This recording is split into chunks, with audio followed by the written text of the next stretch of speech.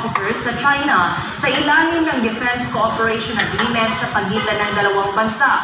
Kung matatandaan din na una na rin isiniwalat ni Senator Francis Tolentino sa isang pagdinig sa Senado na nagpapadala ang gobyerno ng Pilipinas ng matataas na 8 liters po yung bagong Toyota Fortuner, 8 liters yung langis. Ng nasabing technical working group sa loob ng 60 araw ng trabaho pagkatapos ng visa ng executive order noong Hulyo 5 ng taong kasalukuyan.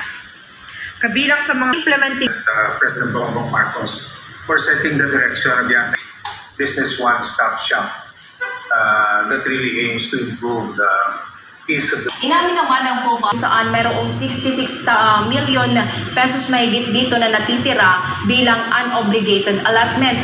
Nangangahulugan anya na ginastos ng Office of the Vice President ang buong 125 million pesos sa loob lamang ng 19 na araw mula sa Disyembre 13 hanggang nakatumbas ng halos 7 milyong piso kada araw. Iginiit pa ng Vice President Sara Duterte upang personal na malinaw ang kanyang posisyon sa naturang issue. Nangako rin naman ang Commission on Audit na kanilang susuriing ni Vice President Sara. Sinabi nito na bukas siya sa isasagawang investigasyon ng Commission on Audit kaugnay sa panibagong statement ng mambabatas. Naitala naman ang pagtaas sa volume ng bigas na Econ Agriculture Bureau Plant Industry. Ang pumasok na shipment ng bigas dito po sa ating bansa ay may kabuuan 20.56% kumpara sa naitalang shipment itong buwan ng Hulyo ng kasalukuyang taon na nasa 150 sa 2.18 million metriko tonelada ang volume na inangkat na bigas ng ating bansa. Mas mababa ito ng 21.27 million metriko tonelada.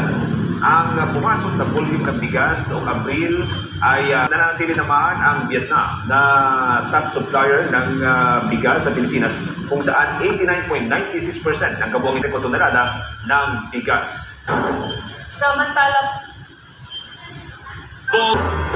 lumako sa ating FIBA World Cup and Risk Reduction Management at ng Pilipinas ang Canada.